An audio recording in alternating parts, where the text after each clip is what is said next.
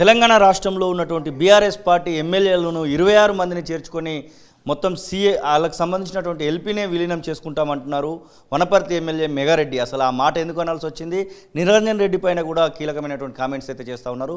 మనతో పాటుగా మెగారెడ్డి ఎమ్మెల్యే ఉన్నారు. సార్, ఏంటి అసలు మీరు చేసిన కామెంట్స్ ఊతం ఇవ్వడానికి ఏమన్నా అవకాశాలు కనబడుతున్నాయి? ఇప్పటికే 7 మంది ఎమ్మెల్యేలు జాయిన్ అయినటువంటి సందర్భం కనబడుతుంది. ఇంకా 19 జాయిన్ అయితే మీరు అన్నటువంటి మాట నిజం కాబోతా ఉంది. అది కూడా జరగడానికి అవకాశం ఉందా? ఆయన మాజీ మంత్రి నిరంజన్ రెడ్డి గారు ఒక 3 days బ్యాక్ ఒక ఆర్టికల్ రాసిండు, మళ్ళీ నిన్న ప్రెస్ మీట్ పెట్టాడు. ఆయన మాట్లాడిన ఆర్టికల్ 10 గురించే నేను మాట్లాడినా.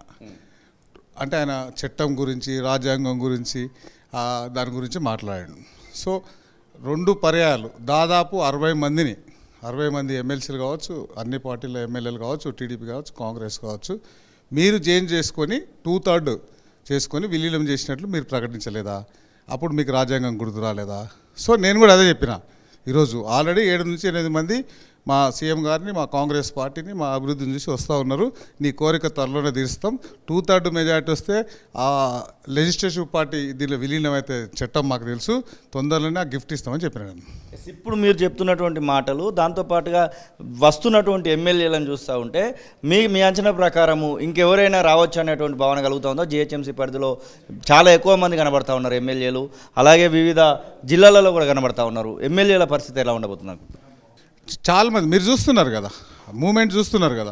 మా సీఎం గారు కానీ మేము ఎవరం ప్రయత్నం చేయలేదు. స్పెసిఫిక్గా నేను ఆయనకు చెప్పేది ఏంటంటే, ఎంపీటీసీల పేరు చెప్పి, ఎంపీటీసీలు అంటే ఎమ్మెల్సీ ఎలక్షన్లు అప్పుడు గడిచిన పాతకాలంలో దామోదర్ రెడ్డి గారు ఎలక్షన్ అయినప్పుడు, కసిరెడ్డి నారాయణ రెడ్డి గారు ఎలక్షన్ అయినప్పుడు, ఆయన బీఆర్ఎస్ పార్టీ జిల్లా మంత్రి ఉన్నప్పుడు ఎంపీటీసీల డబ్బులు కూడా దొబ్బి తిన్నాడు. నీవు రాజ్యాంగం గురించి మాట్లాడతావు, నువ్వు వాళ్ళకు ఎంపీటీసీలకు ఇస్తాని వాళ్ళతో అభ్యర్థులతో తీసుకొని చేసిన ఆయన మాట్లాడాడు. నేను అవన్నీ ఎందుకు చెప్తున్నానంటే, ఆయన నీతులు చెప్తున్నాడు కాబట్టి మేమంతా కౌంటర్ చేయాల్సి వస్తుంది. నీవా చెప్పేది? జడ్పీ చైర్మన్లకు మెజార్టీ లేకుండా తీసుకున్న రోజులు మర్చిపోయినావా? ఎమ్మెల్సీలను తీసుకున్నది మర్చిపోయినావా? అప్పుడు పంచ కట్టుకొని పక్కల ఈలబడి నగినప్పుడు ఎక్కడ పోయింది నీది? నీవు అప్పుడు లేని రాజ్యాంగం అంటే మీకు నొప్పి అయితే తెలుస్తుందా? దీని మీద మేము మాట్లాడినాం. ఇంకా రుణమాఫీకి సంబంధించి, అలాగే రైతు భరోసాకు సంబంధించినటువంటి విషయంలో కొన్ని కీలకమైనటువంటి అంశాలు రాబోతూ ఉన్నాయి. ఒక ఎమ్మెల్యేగా, లెజిస్లేటివ్ మీరు హాల్లో ఉన్నటువంటి వ్యక్తిగా మీరు ఎలాంటి సలహాలు సూచనలు ఇవ్వబోతా ఉన్నారు? ముఖ్యంగా రైతు బంధు, అప్పుడు ఉన్నటువంటి రైతు బంధు విషయంలో చాలా మార్పులు చేయబోతున్నామని ఇప్పటివరకే మంత్రులు, ఎమ్మెల్యే స్థాయి ఉన్నటువంటి వాళ్ళు, మంత్రులు, సీఎం కూడా ప్రకటిస్తున్నటువంటి సందర్భం కనబడుతుంది. ఒక ఎమ్మెల్యేగా మీరు ఎట్లా చూస్తారు? అవును, అప్పుడున్న గత ప్రభుత్వం రైతు బంధు అని సంవత్సరానికి ఒక్కొక్క సీజన్కి 5,000 చొప్పున 10,000 రూపాయలు వేస్తుంది. దాన్ని మేము పేరు మార్చి మేము ఇచ్చిన 6 గ్యారంటీల్లో రైతు భరోసా అని ఒక్కొక్క రైతుకు 15,000 ఫర్ ఎకర్ ఇస్తామని చెప్పినాం.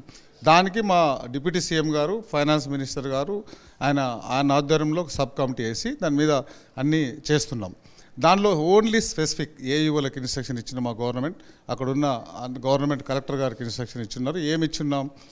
యాక్చువల్ రైతులు ఎవరైతే కల్టివేటెడ్, ఎవరైతే వ్యవసాయం చేస్తారో ఆ రైతులకు 15,000 ఇచ్చేటట్లు అన్ని విధి విధానాలు రెడీ అవుతున్నాయి, అవి ఇస్తాం.